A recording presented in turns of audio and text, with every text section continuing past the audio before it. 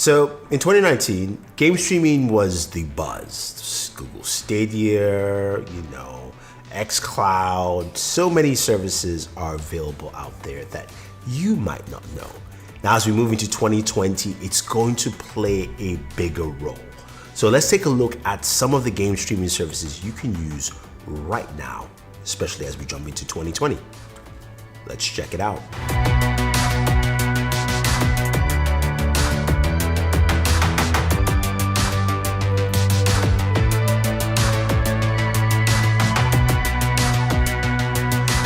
So one of the very first services I would like to talk about is GeForce Now Beta. Again, it says beta, so it's still in beta, but this is from NVIDIA. This is the GeForce Now service, which allows you to play PC games on your PC. Of course, you can play it on mobile. There's a mobile app out now, and you can play it on your TV through your NVIDIA Shield. So what is GeForce Now? So very simple. You go ahead and you create a GeForce Now account, and if you accept into the beta, which I was, then you can go ahead and download the application on your PC or sign in, and you now have access to a ton of games. So if you're using a laptop like I have one here, which is the Mortal 14, which I just reviewed, this is not powerful to play, games like the Division 2. Just can't run it. It's a Ryzen 5 mobile processor. So of course I can log in and play into those games. You've got access to those games. Now, do you buy games on GeForce Now or not? You not necessarily don't do that. What it does, it gives you access to the games that, of course, are supported by the service, and you can sign into your different gaming services. So if you use Steam, if you use Uplay from Ubisoft, EA Service Origin, Blizzard, Battle.net, if you bought your games there, you can just basically sign into those accounts, and then boom, you've got access. So that's how they make it easy. Now, there are some games that are also free, available, of course, through GeForce Now, and you can play those as well. Now, in terms of gameplay and what playing feels like, it plays pretty well. Whether you're playing on your mobile device, I was playing Call of Duty World War II on my, of course, Galaxy Tab S6, or playing Division 2 on a laptop, of course, it works really well. Now, on a Wi-Fi network with solid settings, you are fine. Now, most companies will say you need about 34 megabits per second up and down. I say if you got 100, then you should feel comfortable.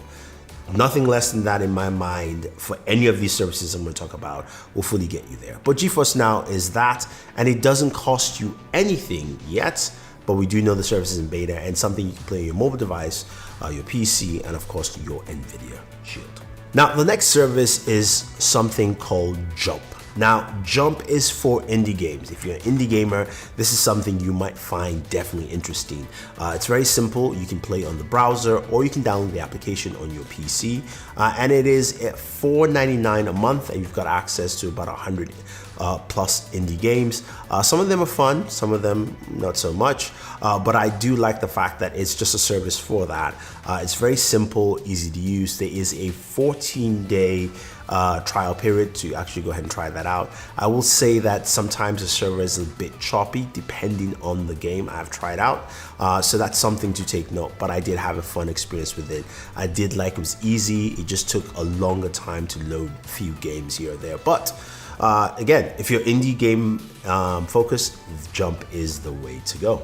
All right, moving over to the console arena. Now, I have talked about other consoles before, but I'm talking about PlayStation Now and PlayStation Remote Play. So PlayStation Now is PlayStation's game streaming service, if you will.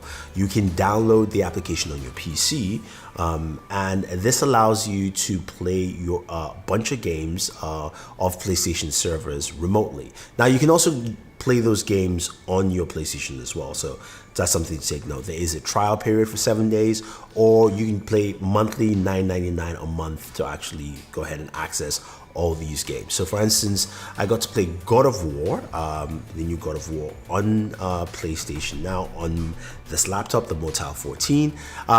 In terms of gameplay, it ran really well. I did have a few weird glitches. It didn't pick up my save point from me playing on my PlayStation, so I had to actually start the game from the very beginning. And the transition between cinematics to gameplay, which is usually very smooth, just became weirdly glitchy. That's just something to put out there and take note. But in terms of gaming and playing, it played really well. Again, with sufficient Wi-Fi settings, it works out really well. Poor Wi-Fi settings, not so much. So again, 100 megabits or more, but you can play your games quite effectively, and I thought it ran fairly smooth. Now, PlayStation Remote Play allows you to control your PlayStation remotely. So you can do that on your PC, but also on your smartphone or your tablet device. Now, playing on my Galaxy S10, you can connect your PlayStation controller, but I decided to use the on-screen controls to do that, and you can access and play games. So whether it's games in your disk drive or games you have in your system, you can do that as well. I found it to be less reliable than PlayStation Now, even though I was on the same network. I've just had issues with it. I've gone through a bunch of updates, but that's just mindful of what my experience was.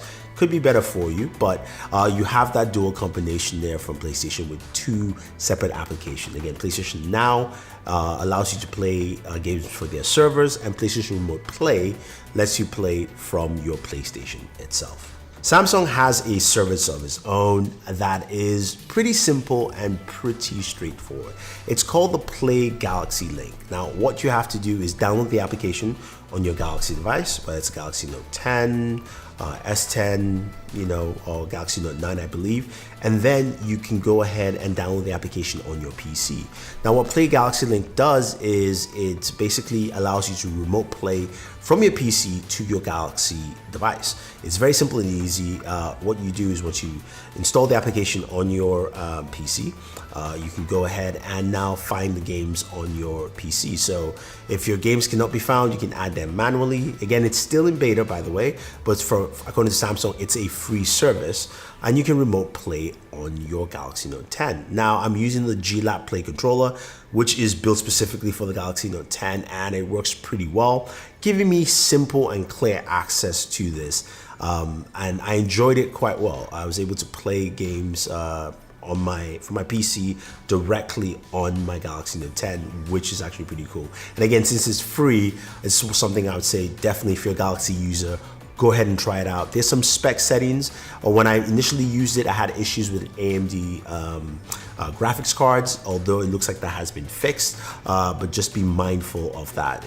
There might be issues which they will be fixing with betas. But again, in terms of streaming with a good Wi-Fi connection, it ran really well. Now, my connection here is about 80 to 100 megabits per second, and that's why I have some really good gameplay on here. So Google Stadia is, of course, the big game streaming service that got everyone's attention. Now, Stadia itself launched in November, and right now I have to say that initially my experience was really poor with the service, and it has improved over the last month. So Stadia allows you to jump in and play on 3 different platforms. You can play directly on your PC or any device that supports Chrome. So it's a PC, Chrome, tablet, or a Mac, or even technically I would say you could probably try it on an iPad. I haven't tried it out yet. You can also play on your Pixel device. It must be Pixel 3, 4.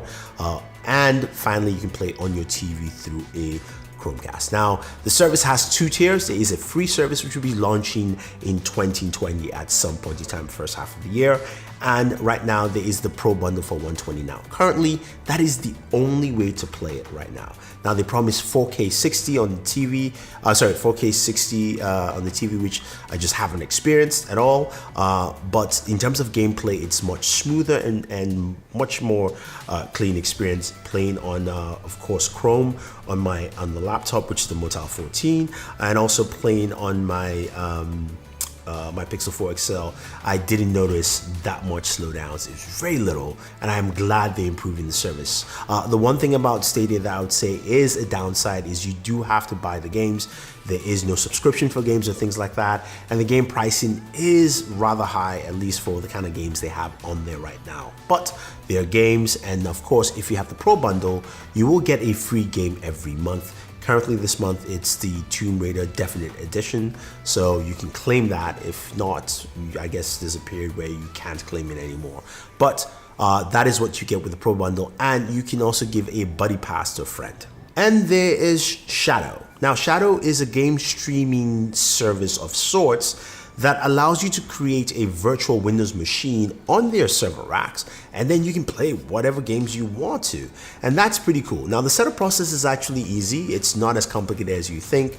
You sign up for Shadow, you download, set up your account, and they set up the server and they just let you know.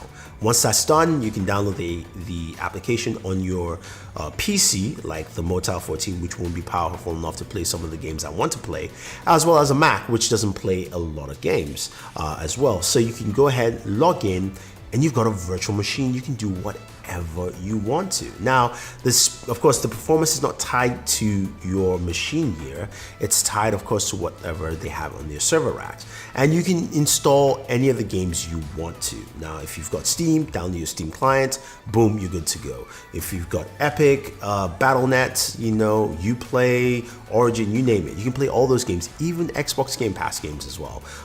So you've got that built in there, and I think that's actually pretty cool. Now, pricing is a little bit on the high side. Monthly, it's $34.95 a month. And if you want to do a full year, you get a better discount at $12.99 a month. I would say it's for a PC gamer that wants to take something light and portable with them. I think this is probably the way to go with this. But it does have a mobile app as well, which you can use. I don't like using it on mobile. On a tablet, it's a little bit better. And of course, they do have a miniature console, which you can also plug into your TV and play. And you can jump and continue from whatever you stopped in your game, either your mobile, PC, or your TV. So that's Shadow. And finally, we have Project xCloud from Microsoft. Now, that's not the final name, it's in beta, but this is Microsoft's game streaming platform, as they mentioned in E3. They did talk about some of the things they'll do with it, but let's talk about what Project xCloud is. Now, xCloud allows you to play currently up to 50 games from their service, and they will add new games each month. Now, these games do not disappear or go away like you have on PlayStation Now. You've got access to play that, and you can play that directly on your mobile device. What's cool about it is if you've got a controller like the Jungle Cat from Razer, then you've got like a miniature Nintendo Switch, which is pretty cool. Now, the other benefit is you can just stream directly from your Xbox console at home, and you have access, of course, to Xbox Game Pass. Now, Game Pass gives you over 100 games, and again, those games don't disappear. They just stay there, especially if they're Microsoft games. Those don't disappear at all. Some games will actually move and leave. But in terms of pricing, there is no pricing yet because this is still in beta.